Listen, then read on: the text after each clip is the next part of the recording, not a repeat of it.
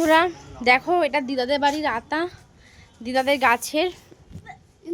এই দেখো কত সুন্দর আতা, এটা খাওয়া হবে এখন সবাই মিলে।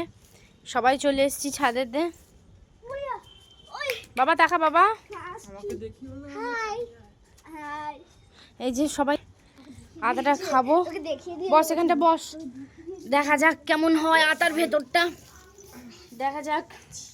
চলো আতাটা ফাটাই তো দেখা যাক এটা কেমন লাগে। ওহ দারুণ লাগে, দারুণ লাগে। ও কি টেস্ট, আমি আগে চেক করলাম। তো চলো সবাই নাও, এ নাও, এ নাও। ও কি সুন্দর, টেস্টি টেস্টি।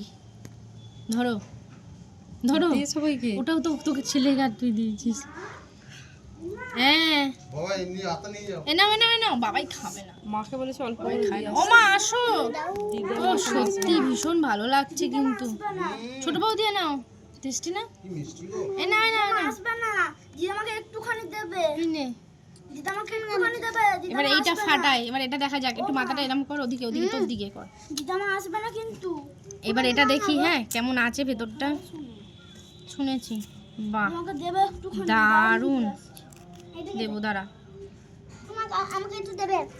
এনে বাবা এই দিদামাকে দিয়ে আসবি, দাঁড়া। তারপর আমি খেয়ে দেখি কেমন খেতে। এটা দিদামাকে দিয়ে আয়। ধর, এবার আমি খেয়ে দেখি এটা কেমন টেস্ট। একটা বালি বালি আতা, দারুণ টেস্ট। আর এখনকার যে সমস্ত দোকানে পাওয়া যায় সেগুলো যত সময় হাইব্রিডের হবে হয়তো, পাহাড়ি টাহাড়ি কিছু একটা লেখার হবে হয়তো, কিন্তু এগুলোকে নুনা আতা বলে। এই নুনা আতা আগে খুব পাওয়া যেত, এখন পাওয়া যায় না। দিদার বাড়িতে কিনেছিলাম, দিদাদের গাছে আছে, খুব ভালো খেতে।